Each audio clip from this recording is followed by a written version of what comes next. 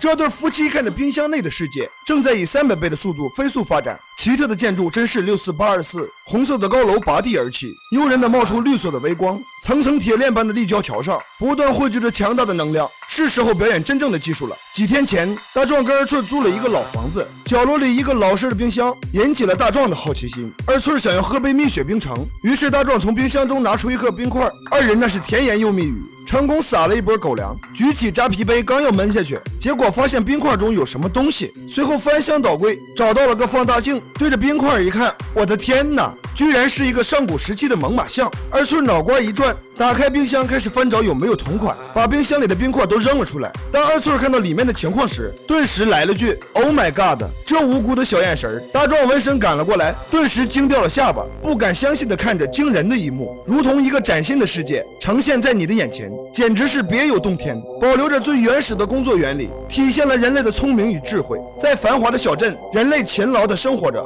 对生活与未来抱有期待。然而冰箱之外，这俩小孩用放大镜发现了一只被长毛刺杀的猛犸象，如此罕见的物种却被扔进花盆当成了肥料。短短几分钟，当二人在看冰箱内的世界时，已经从原始年代发展到了80年代的工业时期。在这里能够感受到那时候人类发展的速度以及文明的象征。在外面观看的二人被认为是笨蛋，然而他俩却认为自己是神一样的存在。几分钟过后，从工业年代的他们反超了现实中的时代，甚至有些东西不曾见过，汽车都有飞行的能力。随着发展的速度不断增加，大壮二人甚至都想来到冰箱内的世界。就当二人看着此起彼伏的高楼时，大壮被气流瞬间闪到了眼。二翠赶紧扶起大壮，并告诉他冰箱里在打仗。这蘑菇云瞬间升起，大壮此时已经有点烦躁。二翠看着他的脸差点笑出来，于是拿出一个带光面的盒子，这一看才知道小丑竟是他自己。二人看着冰箱内的大火团持续爆炸，顿时不知道如何是好，于是二翠关上了冰箱门，但愿他们能在战争中存活下来。